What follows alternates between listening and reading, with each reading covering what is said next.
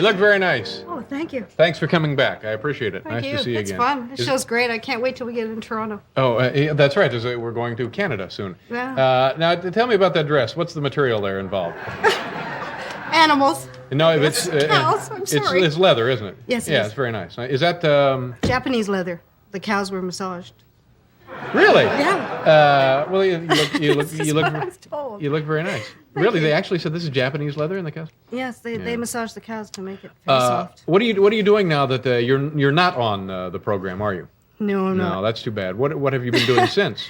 I've been sleeping a lot and auditioning, learning how to audition, and trying to do that. Now, when I said too bad, I mean it's too bad because we miss seeing your work on the show. That's what I meant. Oh. Now, when you go out, it's hard for me to imagine you having to audition though, because that's a pretty good audition. What we just saw. Well, I'm not used to it because I got in Second City in '73. That's the last time I really auditioned, and since then it's all been work that I'd either do Second City or somebody'd ask for me from the show, and I wouldn't have to audition. But since I left the show, I've had to.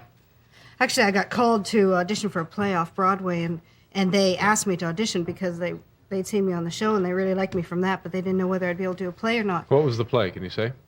It was called Middle Ages. Oh, I didn't get the part. But they were so excited to see me there, and they really went out of their way to track me down to get me to the audition because they liked me from the show, and I thought, why don't they just give me the part then instead of making me audition? But I got there, and they were so grateful that I'd showed up, and they kept saying thank you, and talking about everything that I'd done on the show, and they loved me, and then I read for them, and blew it. Now, what went wrong there? I don't know. I just was not used to auditioning. Seemed What was the nature really of the part? unnatural to me. What did you have to do? It was a great part. It was it's a girl. It's 4 people, and they're 2 parents and 2 younger people. And it takes place in a country club, and the 2 younger people go from the age of 14 to the age of 40. And so I read 2 scenes, one where I was supposed to be in my 40s and one where I was supposed to be 14. And I was just so stiff, and I wasn't used to being on a stage and having to move around. And I was standing just straight for the whole audition. At one point I thought, oh, I better move. And I turned around, just moved right in a circle. I had nowhere to go, and just turned around and looked back at them. And just the worst. So then somebody told me about this book called Audition, written by Michael Shirtcliffe, and I still don't know what I'm doing with auditions, but this book An is actual great. manual to help you. It's great. It's Yeah. the best. What kind of things do they suggest? Well, he has 12 guideposts. I don't even Now, know what do I'm they talking say about. about circling on stage like you did? Is that anything you want to... Yeah, it should have got me the part. It should have worked. That was the thing that should have worked. No, they have, he has these guideposts and their relationships, and you're just supposed to think about, what you want from the other person. And he says, always think that you love the other person rather than not liking them or loving, because if you go for something positive, that will give you so much more to work with. And, I can't even explain. The thing that was great about the book for me, I still don't know how to use it exactly or how to audition, but it just gives you so much to think about that you forget about yourself for a while. Yeah. And So have concentrate. you had much luck since the book? Oh, no, I went and read for another film a couple of weeks ago, and there was nothing in the book about what do you do if you show up and the leading man is there to read with you and you think he's cute. Yeah. Who was And you the can't. I couldn't talk. Who was the leading man? I should.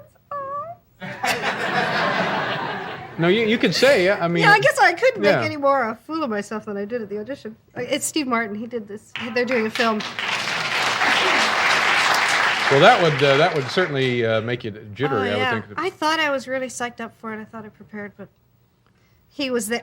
Arthur Hiller's directing. It's called Lonely Guy. It's a great script. Boy, it'll be a funny movie. And you know for a fact you didn't get the part. Oh, yeah, I know. Oh, what nasty hussy did get it? Do you have any idea?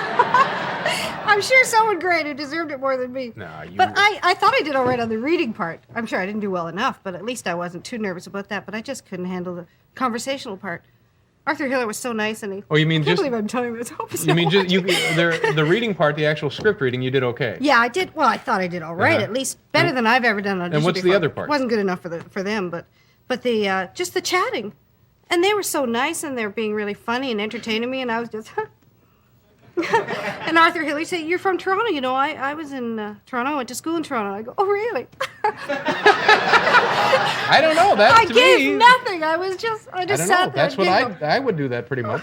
There was one. I'm sorry. There's one scene. I thought I did the reading. Okay, so one scene is all about an orgasm, and he's I shouldn't give away a scene, but he's doing something that isn't sexual really, but it's turning her on, and this whole scene you have to keep having orgasms, and I just couldn't. I mean, I thought.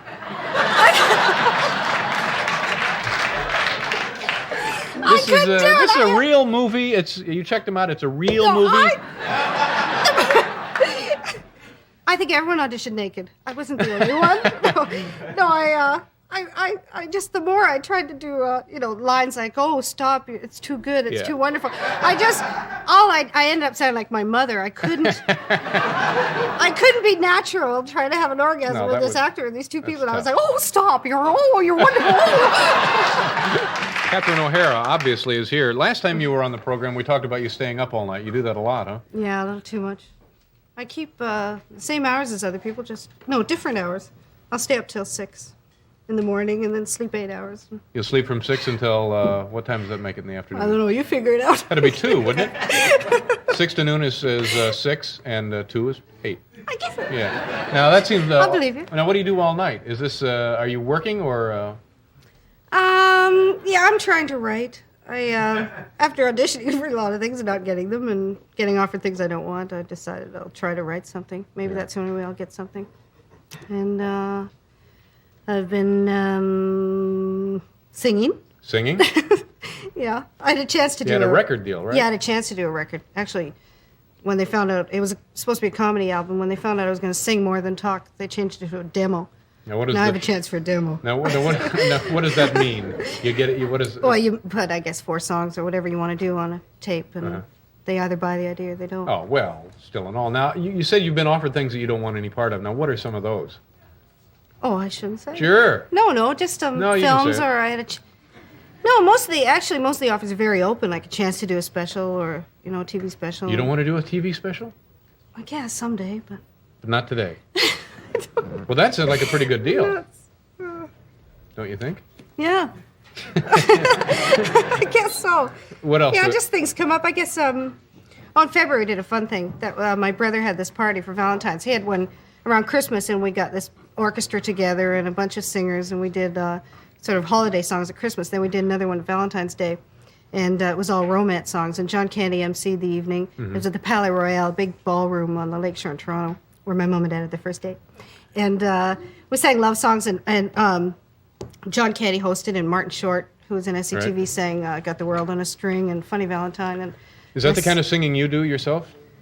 I guess. Well, I love old love songs. Yeah. I did one that was it was a Marilyn Monroe song. I've got my nerve, and it was great. The best part of it was the male backup on this song. It's called Kiss, and the guys will go, kiss me, hold me, kiss, love me, take me, hold me. 4 guys in tuxedos did that for the whole song, and then near the end they go, this is the moment, oh, thrill me, and the girls, thrill me, with your charms, take me in your arms, and make my life perfection. See, I'd buy this record. It's a lovely Very nice. song.